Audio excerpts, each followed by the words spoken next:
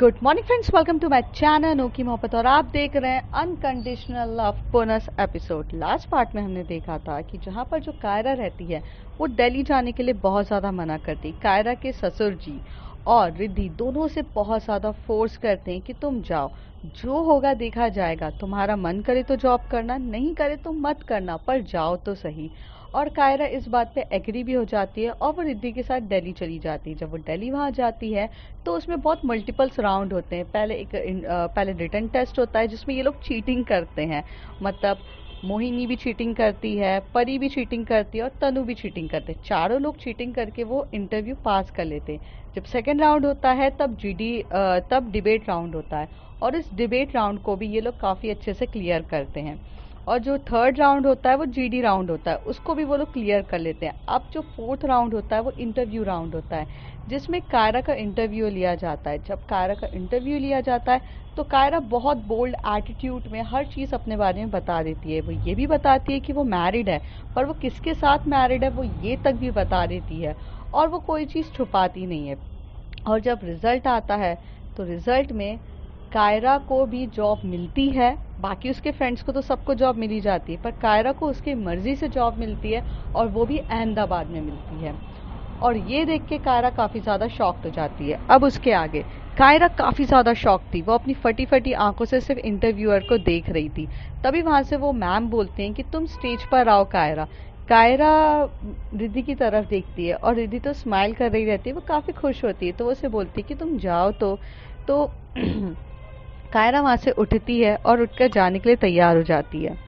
कायरा वहाँ जाती है, जाके खड़ी होती है और वो मैम की तरफ देख रही रहती है। तो मैम उससे सवाल पूछते हैं कि अब तुम खुश नहीं हो? तो वो कहती है मैम मैं खुश तो हूँ, बट मैं ये समझ नहीं पा रही हूँ कि आपने मुझे सिलेक्ट क्यों किया है, क्योंकि मैंने तो यहाँ पे इतनी टर्म्स एंड कंडीशन रख दी थी आपके सामने, फिर आप लोगों ने मुझे सिलेक्ट क्यों किया है? तभी वहाँ से एक मैन खड़ा होता है जो इंटरव्यूअर रहता है, means he is a male gender. तो वो खड़ा होके बोलता है पता है कायरा मैंने तुम्हें चूज़ क्यों किया है? तो कायरा बोलती है नहीं पता, बताइए। तो वो बोलता है इसलिए क्योंकि तुमने अपनी फैमिली को टॉप प्रायोरिटी पे रखा है। फैमिली को टॉप प्रायोरिटी पे रखना बहुत बड़ी बात होती है। आज के दुनिया में सब इतने सेल्फिश हो गए हैं कि वो अपनी फैमिली को तो भूल ही चुके हैं। जॉब, अपना ड्रीम, इन सब को पूरा करने में इतने सेल्फिश हो गए कि हर कोई झूठ बोलने के लिए तैयार है। अगर वो मैरिड है तो वो अपने आप को बता देगा कि मैं अनमैरिड हूँ, मैं ये नहीं हूँ, मैं वो नहीं हूँ। उन्हें सिर्फ और सिर्फ जॉब को ग्रैब करना है।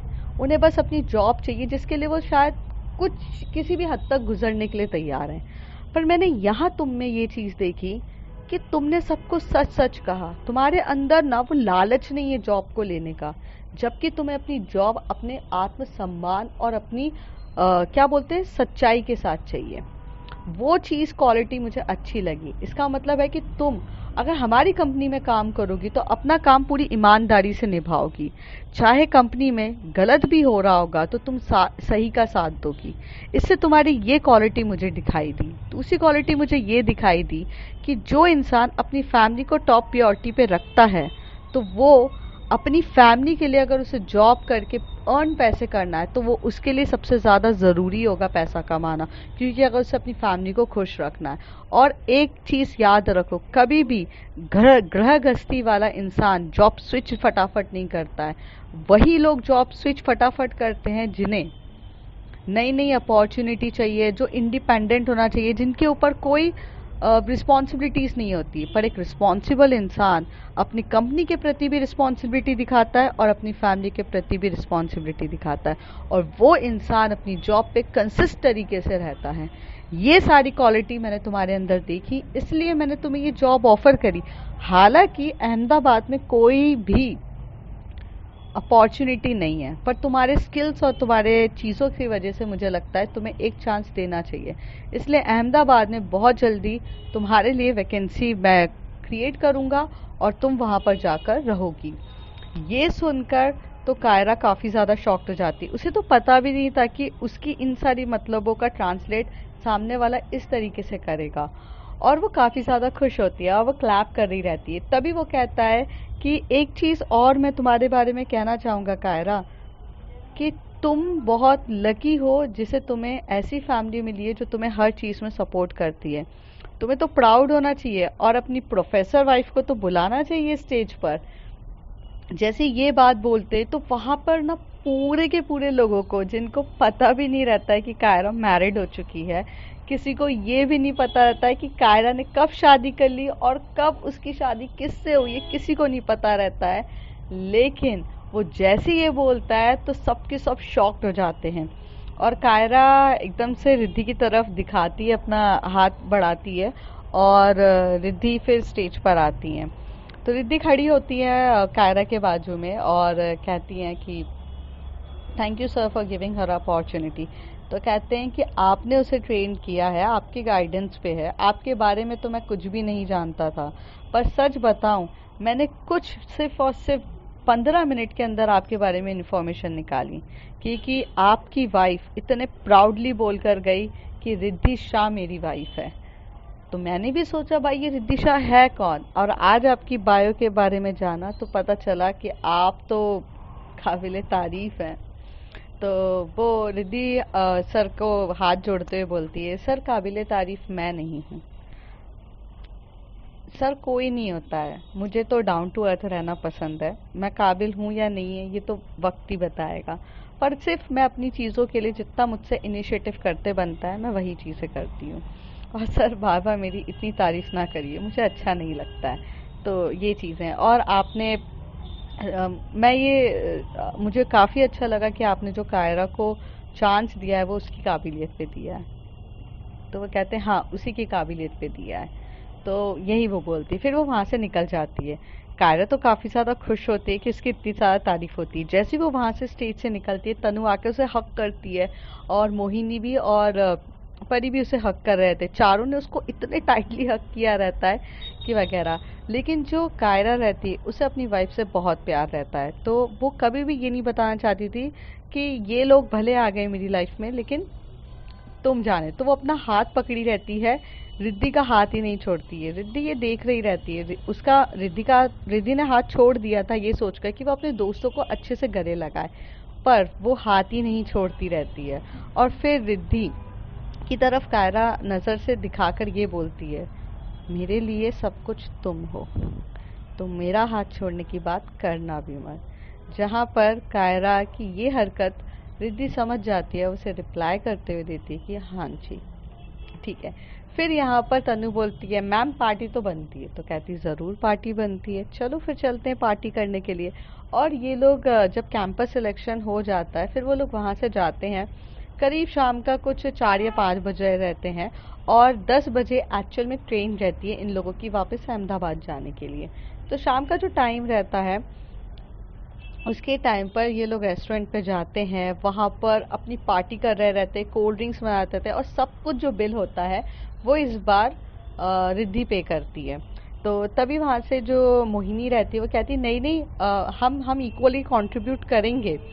तो वो हंसते हुए बोलते हैं ज़रूर मैं इक्वली कंट्रीब्यूशन लूँगी, जब आप अर्न करने लग जाओगे आपकी फर्स्ट सैलरी से आप मुझे पार्टी दे दीजिएगा, बट अभी आप मेरे लिए बच्चे हो और यहाँ पे तुम चारों का सिलेक्शन हुआ है वो मेरे लिए काबिले तारीफ है। तो मेरा आपको पार्टी देना बनता है।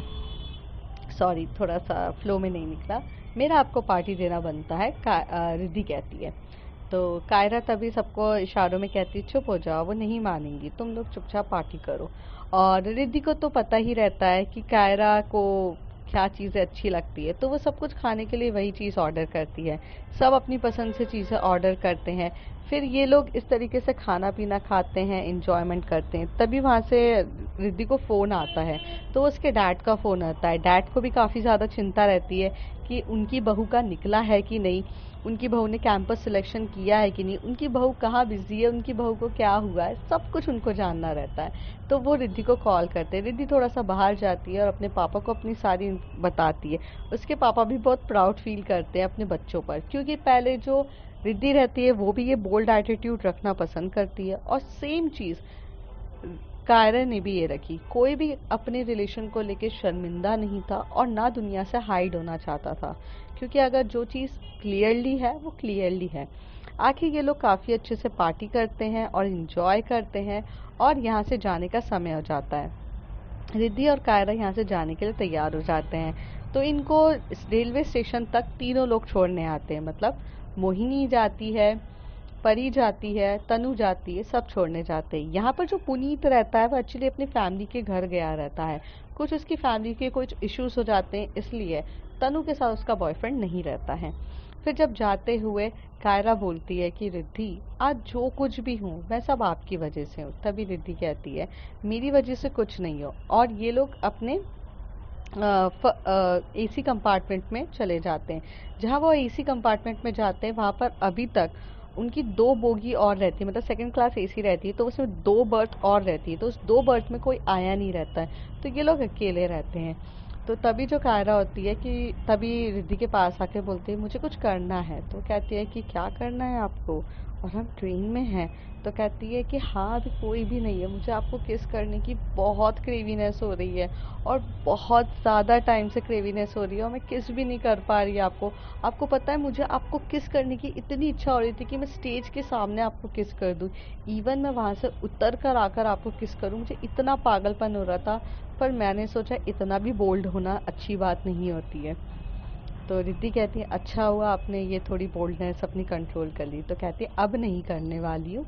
और ये बोलकर जो कायरा होती है वो रिद्धि के लैप पर बैठती है आराम से।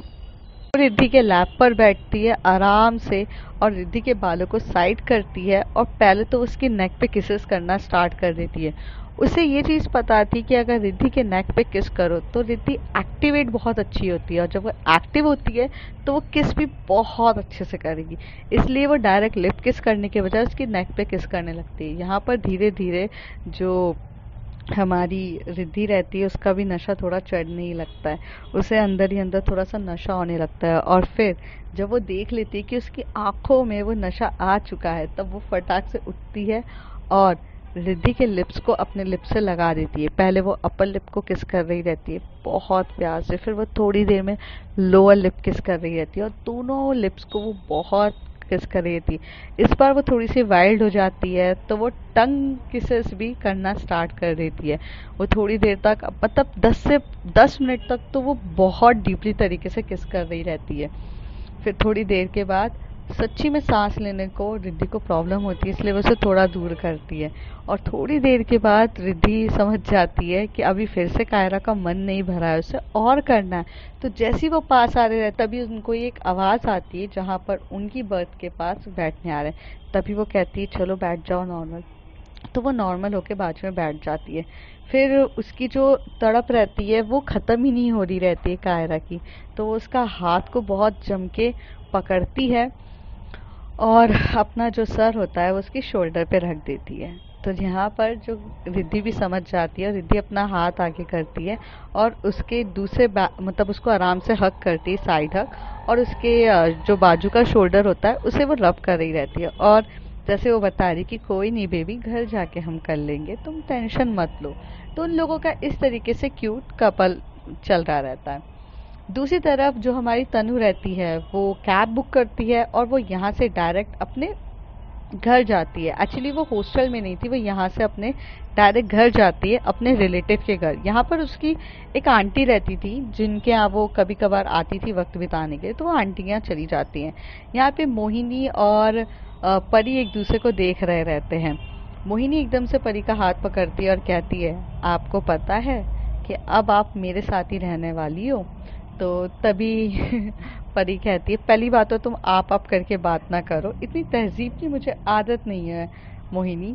तो कहती है यार तुम यार फीलिंग नहीं आने देती। तुमने कभी कायरा और रिद्धि को देखा है? वो लोग कितने आप तरीके से बात करते हैं और उनके बीच में कितनी प्यारी फीलिंग्स आती है। तो मैं भी ये चाह रही थी कि मैं तुम्हारे साथ इस तरीके से बात करूँ तो तुम्हें फीलिंग आए। तो परी उसके शोल्डर पे अपने दोनों हाथ रखती है, मतलब गले के साइड पे, और उसे आकर बोलती है सुनो, मुझे फीलिंग ऐसे ही आ जाती है तुम्हारे साथ, उसके लिए मुझे आप करके इतनी तहजीब की ज़रूरत नहीं है। और जो हमारी मोहिनी का जो हाथ रहता है वो परी की कमर पे रहता है, वो परी की कमर को प्रेस कर रही रहती है। तभी वो बोलती, क्या इरादे हैं तुम्हारे? तो वो कहती है, इरादे तो मेरे बिल्कुल भी नेक नहीं है। तो कहती है, मतलब समथिंग समथिंग। तो वो बोलती, not something something, everything everything. तो यहाँ पर मोहिनी बहुत मुस्कुराती है। मोहिनी एकदम से परी का हाथ पकड़ती है और वहाँ से ऑटो करती है और स्पीड में वो अपने बस हॉस्टल जाती है। हॉस्टल में इतने भागते हुए ये लोग जा रहे थे कि जैसे इनको बहुत ज़्यादा जल्दी है। तो जिसमें वहाँ पर उनको वहाँ पर हॉस्टल की वार्डन मिलती है। वो कहती है कि कैसा रहा? तो वो एकदम से हाथ आगे करके थम अप करके बोलती है, सिलेक्टेड। ऐसे करके दोनों बोलते हैं और चली जाती है। तो कहती, कहाँ जा रही हो इतने भागते हुए? वार्डन चिल्लाती। तभी ये लोग कहते हैं, कुछ ज़रूरी काम है। तो फिर ऐसे बोल के ये लोग जाते हैं। तो जो हमारी जो मोहिनी रहती है वो जल्दी जल्दी डोर ओपन कर रही रहती है। तभी परी कहती, तुम्हें कितना टाइम लग रहा है डोर ओपन करने में? तो कहती, मैं कर रही हूँ ना, पर वो हो नहीं रहा है ना। तो कहती, हटो तुम। तो फिर वो वहाँ से खुद डोर ओपन करती है। जैसे वो फटाफट डोर ओपन करती है और ये लोग अंदर की तरफ जाते हैं। अंदर की तरफ जाकर परी भी गेट फटाक से लगा देती है। जो मोहिनी रहती है वहाँ जाके कर्टन्स लगा देती है पूरे। और फिर जो मोहिनी है एकदम से परी के पास आती है, उसे वॉल से लगाती है और उसे बहुत टाइटली लिप किस कर रही रहती है। परी को वो इतने प्यार से मोहिनी लिप किस करे जा रहे थे कि मोहिनी के इतने प्यारे किस की वजह से परी से भी नहीं रहा जाता और परी भी उसको बैक किस बहुत डीपली करती है। साथ ही साथ वो उसके जो कमर होती है उसे भी काफ़ी ज़्यादा प्रेस करे जा रही थी। मोहिनी और परी एक दूसरे के साथ पागलों की तरह किस करते हैं। तभी मोहिनी थोड़ा दूर होती है और वो परी के कपड़े रिमूव करना स्टार्ट कर देती है और वो बहुत जल्दी जल्दी कपड़े रिमूव कर रही रहती है। तभी परी कहती है, आहिस्ता बेबी। तो कहती है, आहिस्ता आहिस्ता कुछ नहीं होता है, मेरे साथ रहोगी तो यही चीज़ जल्दी जल्दी, मुझे हर चीज़ पसंद है। कहती है, मुझे प्रपोज करने में तो इतना टाइम लगा दिया था और वैसे जल्दी जल्दी पसंद है। तो कहती है, हाय, उसकी तो बात ही मत करो, अभी तो फिलहाल तुम चुप रहो। और ऐसे बोल के वो उसकी नेक पे किस करना स्टार्ट कर देती है। बहुत प्यार से उसकी नेक पे किस करे जा रही रहती है, करे जा रही रहती है। फिर वो थोड़ा सा नीचे आती है और एक हाथ से वो उसकी ब्रेस्ट को प्रेस कर रही रहती है और दूसरा जो उसका जो लिप रहता है वो ब्रेस्ट के वहाँ पर किसेस कर रहा रहता है और ब्रेस्ट को बहुत कर रहा रहता है। यहाँ से तो जो हमारी परी रहती है उसकी आह आह करके आवाज़ें निकल रही रहती है। वो अपने आप को कंट्रोल नहीं कर पा रही रहती है। तो थोड़ा सा वो आह करके जम के चिल्ला देती है। तो एकदम से मोहिनी हाथ रख के बोलती है कि थोड़ा कम चिल्लाओ, कोई देख लेगा, यहाँ पर भी रहना मुश्किल हो जाएगा बेबी, और मैं अपने घर नहीं जाना चाहती हूँ। तभी वो बोलती कि तुम थोड़ा सा मुझे प्रेस थोड़ा कम करो और किसेस भी तुम इतना करोगी तो बहुत ज़्यादा होगा ना, और मैं ये सब चीज़ें करने में एक्सपर्ट नहीं हूँ। तो वो कहती, कोई बात नहीं जानी, हम कर देंगे तुम्हें एक्सपर्ट। और ऐसे करके वो हाथ पकड़ती है और उसको लिटा देती है बेड पे। बेड पे लेटाने के बाद उसके अपर क्लॉथ्स तो वो पहले ही रिमूव कर चुकी रहती है और फिर वो जो नीचे जाती है उसके लोअर क्लॉथ्स भी रिमूव कर रही रहती है। यहाँ पर जो मोहिनी को काफ़ी जो मोहिनी रहती है वो काफ़ी पैशनेट तरीके से परी को किस कर रही रहती है, उसको बहुत पैशनेट तरीके से प्यार कर रही रहती है, उसको आराम से उसके किसेस कर रही रहती है, उसको लेग पे किस करती है, फिर उसके हाथों पे किस कर रही रहती है, पूरी बॉडी पे किसेस करे जा रही रहती है। उसको थोड़ी सी शरारत भी सूझती है तो वो उसको बाइट भी कर देती है थाई के वहाँ पर। और ये बाइट देखकर तो परी बोलती है, ये क्या था मोहिनी? तो वो कहती है कि बस थोड़ी अपनी निशानी दे रही थी। तो वो कहती है कि तुम्हें मैं अपनी निशानी बताऊंगी। कहती है, अब तुम वेट मत करो, जल्दी से करो, मुझे हेवन तो दिखाओ। परी बोलती है कि मुझे हेवन तो दिखाओ मोहिनी। तो मोहिनी कहती है, बस अब मेरा जादू देखो और तुम अभी हेवन में होगी। और ये बोल के परी स्टार्ट हो जाती है। परी उसके लेग्स को डिवाइड करती है और फिर जो वो शुरू होती है तब हमारी परी तो पूरा का पूरा हेवन में चली जाती है। उसकी आवाज़ें भी बहुत ज़ोरों से चीख रही रहती है और निकल रही रहती है। लेकिन इस बार मोहिनी ने थोड़ा सा अकल लगाई रहती है तो वो म्यूज़िक स्टार्ट कर देती है ताकि लोगों को लगे कि डीजे बज रहा है तो उसकी आवाज़ दब जाए, क्योंकि बार बार हाथ रखना तो आसान था नहीं और बार बार उसे रोकना भी पॉसिबल था नहीं। तो वो म्यूज़िक स्टार्ट कर देती है। जब करीब 10 से 15 मिनट के बाद जब परी सेटिस्फाइड हो जाती है तो एकदम अधमरी सी तरीके से बिल्कुल शांत बैठ जाती है। तो मोहिनी इसके ऊपर आके बोलती है जन्नत दिख गई? तो वो बोलती है कि हाँ जन्नत, इससे बेटर जन्नत मैंने आज तक नहीं देखी। And you did very well, पहले भी इससे अच्छा कर सकती थी क्या? तो वो कहती है कि मतलब मैं पहले अच्छा नहीं करती थी? तो कहती है कि ये वंडरफुल था। और ऐसे बोलकर वो दोनों एक दूसरे को हग कर लेते। थोड़ी देर के बाद परी जब रिलैक्स हो जाती है तो परी मोहिनी के ऊपर जाती है और मोहिनी को काफ़ी पैशनेट तरीके से किस कर रही रहती है। और फिर वो उसके क्लॉथ्स रिमूव करके सेम प्रोसीजर दोहराती है। और वो उसको जब कर रही रहती तो बहुत पागल कर रही रहती, लेकिन वो भी बहुत ज़्यादा एग्रेसिव थी। और इस वजह से वो उसकी एग्रेसिवनेस इतनी बढ़ जाती है कि वो पूरे पागलों की तरह से उसके ऊपर चढ़ के उसे बाइट भी करती है। वो तो उसके निप्पल तक बाइट कर देती है, जिसपे वहाँ पर मोहिनी जम के चिल्ला के बोलती है आउच, तुमने मुझे बाइट कर दिया। तो कहती है कि बाइट तो होना ही था। तो ऐसे करके वो लोगों की काफ़ी पैशनेट तरीके से किसेस, प्यार वगैरह हर एक चीज़ें चलती है। और कब ये लोग दोनों थक कर सो जाते हैं इन्हें पता भी नहीं चलता। दूसरी तरफ जो हमारी मोहिनी जो हमारी कायरा रहती है, रिद्धि, वो लोग भी ट्रेन में सफ़र करते हुए अपनी अपनी बर्थ पे सो जाते हैं। अब नेक्स्ट डे ये लोग जब पहुंचते हैं, तो नेक्स्ट डे ये लोग जब अहमदाबाद पहुंचते हैं तो वहाँ पर सब उसका वेलकम करते हैं। और अहमदाबाद पहुँचने के बाद तो जो रिद्धि रहती है वो जल्दी जल्दी जाके फ्रेश होती है और वो ऑफिस की तरफ, मतलब कॉलेज की तरफ वो भाग जाती है, क्योंकि उसको लेक्चर्स देने रहते हैं। यहाँ पे कायरा भी इसकी बातें समझती है। वो चाहती तो थी उसे रोकना, बट वो रोकती नहीं है। और पापा भी ऑलरेडी ऑफिस जा चुके थे। यहाँ पर कायरा थोड़ा सा अपना फ्रेश वगैरह होती है, फिर वो अपनी मॉम के घर जाती है। आज वो डिसाइड करती है कि उसे अपनी मॉम से मिलना चाहिए। तो वो जाती है और अपनी मॉम अंजना मॉम से मिलती है। जैसे ही वो अंजना मॉम से मिलती है तो अंजना मॉम उसको गले लगाते हुए बोलती हैं कि यस, मुझे पता चला तुम सिलेक्टेड हो चुकी हो।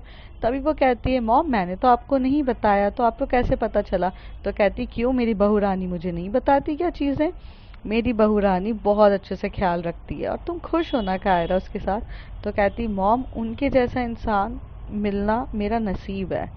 और मैं खुश नहीं, मैं बहुत ज़्यादा खुश हूँ, क्योंकि वो इतने अच्छे से ख्याल रखती है ना, जितने अच्छे से तो ना कोई भी नहीं रखता होगा। और पता नहीं कुछ अच्छे कर्म करे थे शायद वो मिल गई हैं। तो कहती और मैंने वो सुना था वो मोहिनी का भी उसने बहुत अच्छे से किया। तो कहते हैं कि हाँ मोहिनी का भी। और मॉम, मोहिनी का भी सिलेक्शन हो गया है कैंपस में, पर वो लोग वहाँ पे दिल्ली पे ही रहेंगे, मैं यहाँ पर अहमदाबाद में करवाया है मैंने।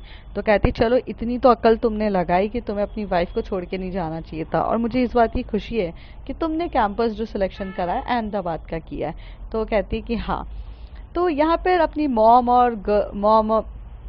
और बेटी की टॉक्स चल रही रहती है, बहुत अच्छे से दोनों एक दूसरे से बात कर रहे रहते हैं। दूसरी तरफ जो रिद्धि रहती है वो ऑफिस के वहाँ पर मतलब कॉलेज जाती है, वो लेक्चर अटेंड करती है, सबको पढ़ाती है।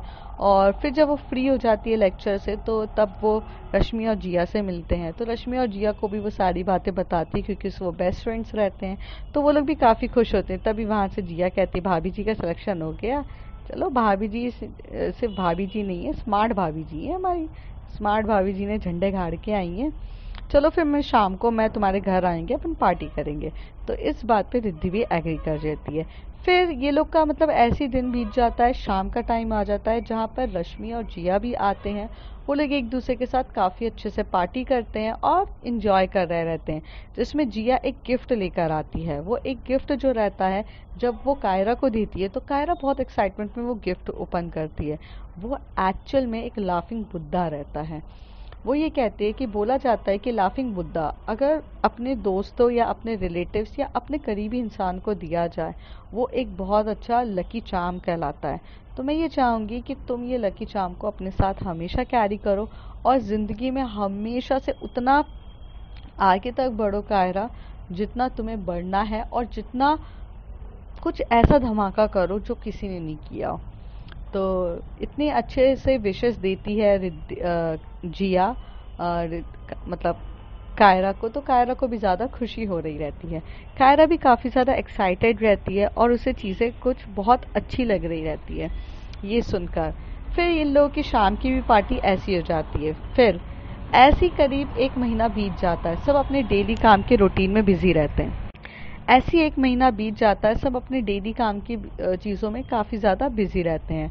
जब 1 महीने के बाद आती है तो यहाँ पर जो कायरा रहती है वो अकेले ही टिकट करके दिल्ली चली जाती है, क्योंकि दिल्ली अब उसका जाना था, उसको फाइनल एग्जामिनेशन देने थे। आखिर उसका 4th सेमेस्टर था और जहाँ पे उसे एग्ज़ाम देने थे।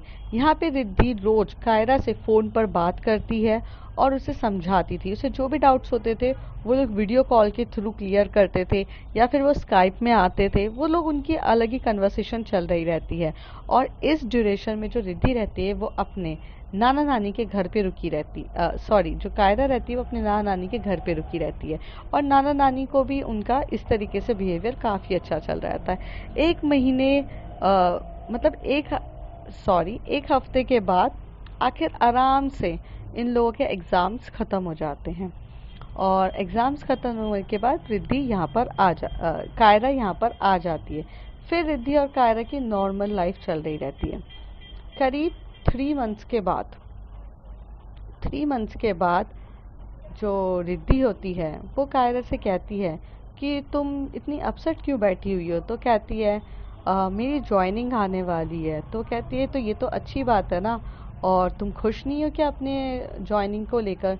तो कहती है कि मैं खुश हूँ, ऐसा नहीं है, बट क्या मुझे जॉब करनी चाहिए।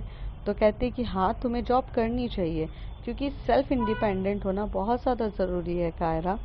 माना कि तुम्हारा मन करे या ना करे, या तो तुम्हें अपने पापा का भी बिजनेस हैंडल करना चाहिए, बट मैं चाहूँगी कि तुम कुछ चीज़ें बिजनेस के लिए, अपने पापा का बिजनेस हैंडल करने से पहले ऑफिस जाओ, वहाँ का कल्चर सीखो, वहाँ की चीज़ें सीखो, वहाँ पे कैसे क्या काम होता है वो सब सीखो, और उसके बाद अपनी एक लाइफ को एक नई तरीके से रुख दो। तो कायरा ये सारी बातें जब रिद्धि की सुनती है उसे काफ़ी अच्छा रहता है। और इस ड्यूरेशन में इन लोगों की लव लाइफ भी काफ़ी अच्छी चल रही रहती है। फिर वो दिन आ जाता है जहाँ पे सबकी जॉइनिंग आ जाती है, मतलब मोहिनी की भी आ जाती है, परी की भी आ जाती है, तनु की भी आ जाती है, और कायरा की भी आ जाती है। और ये लोग अपने ऑफिस लाइफ में जाते हैं। जब फर्स्ट टाइम कायरा ऑफिस जाती है तो वो बहुत नर्वस होती है, और रिद्धि उसे ऑफिस तक छोड़ने आती है और बहुत प्यार से बिठाती है और कहती है कि मैं हूँ। तो पहले कायरा बहुत नर्वस हो रही रहती है, फिर धीरे धीरे उसकी नर्वसनेस हट जाती है और वो काम करने में अच्छे हो जाते हैं। करीब 1 हफ्ता हो जाता है, और 1 हफ्ते में अब कायरा बहुत ज़्यादा बिजी हो गई थी। मतलब वो सुबह उठती थी, सबसे पहले वो खाना बनाती थी अपने लिए भी, प्लस रिद्धि के लिए भी, और फिर वो ऑफिस भी जाती थी। और शाम को कभी रिद्धि खाना बनाती थी, कभी कायरा बनाती थी, और मॉर्निंग के टाइम पे भी रिद्धि कायरा दोनों मिलके म्यूचुअल अंडरस्टैंडिंग से काम कर रहे रहते हैं। सब लाइफ ऐसे ही चल रही रहती है और इन लोगों को मज़ा भी आ रहा रहता है। अब तो कायरा के पास भी पैसे आते हैं तो वो रिद्धि के लिए शॉपिंग भी करती है, फैमिली के लिए भी शॉपिंग करती है, चलता है। फिर एक सबसे इम्पॉर्टेंट दिन आता है उनकी ज़िंदगी का, जो उनकी लाइफ को बहुत अलग रुख पे मोड़ देता है। वो दिन होता है संडे का, जहाँ पर जो रिद्धि रहती है वो पार्क जाती है। उसे थोड़ी सी सुबह के टाइम पार्क जाना बहुत ज़्यादा पसंद होता है। तब वो पार्क जाती है तो वहाँ पर वो बच्चों को खेलता हुआ देख रही रहती है। वहाँ पर जो कायरा रहती है वो रिद्धि को देख रही रहती है। जब रिद्धि बच्चों के साथ देखती है तो उसके मन में एक अलग सी जिज्ञासा उठती है, तो वो उस बच्चे के पास जाती है, उस बच्चे को हग करती है और बच्चे को खिला रही रहती है। फिर वहाँ पर वो बच्चों के साथ खेल रही रहती है। यहाँ पर जब ये कायरा ये सब चीज़ें देखती है तो कायरा के मन में भी ये चीज़ होती है कि अब हमारी शादी को भी कम से कम 6 से 8 महीने तो हो चुके हैं, और इस 8 महीनों में रिद्धि ने मुझे बेहद प्यार दिया है, पर रिद्धि को भी तो फैमिली की ज़रूरत है। हमारा भी खुद का एक बच्चा होना चाहिए, और वो बच्चा हमें भी तो मम्मी मम्मी बोलना चाहिए, क्योंकि वहाँ पर जो बच्चे हैं वो अपनी मम्मी मम्मी करते हुए जा रहे रहते हैं।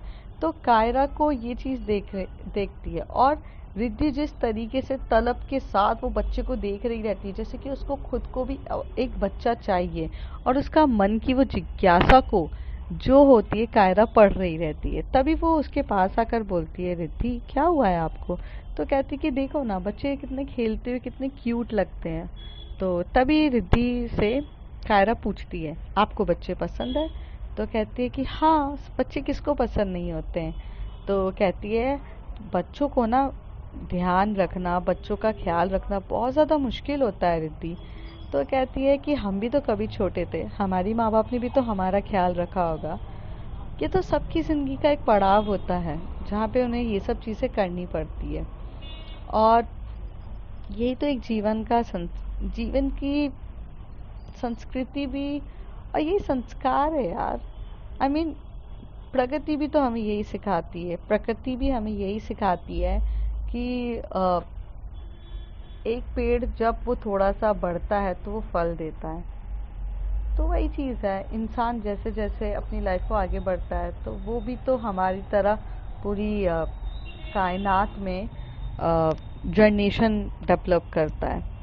तो ये सारी बातें जब कायरा सुन रही रहती है रिद्धि के मुंह पे, तो रिद्धि काफ़ी ज़्यादा अटक रही रहती है, वो वर्ड शायद से सिलेक्ट नहीं कर पा रही रहती है। वो उसकी मतलब वर्ड्स भी उथल पुथल हो रहे रहते हैं। कायरा ये समझ रही रहती है। एक्चुअली रिद्धि की आंखें भर जाती है उस समय उन बच्चों को देख के, और उसके मन में भी एक माँ बनने की उत्सुकता जागती है, क्योंकि इतना टाइम हो चुका था कि अब उसको भी ऐसा फील होता था कि काश उसकी भी एक स्वीट सी फैमिली हो। ये चीज़ें रिद्धि को फील हो रही थी और कायरा उसकी वो सारी चीज़ों को समझती है। अब देखते हैं कि ये सब फील होने के बाद कायरा क्या अपनी लाइफ में क्या आगे जाके वो डिसीजन लेती है। एंड फ्रेंड्स, थोड़े से फ्लॉज हैं क्योंकि तबीयत ठीक नहीं है, गला पूरा ख़राब है, फीवर कोल्ड है, सब कुछ है।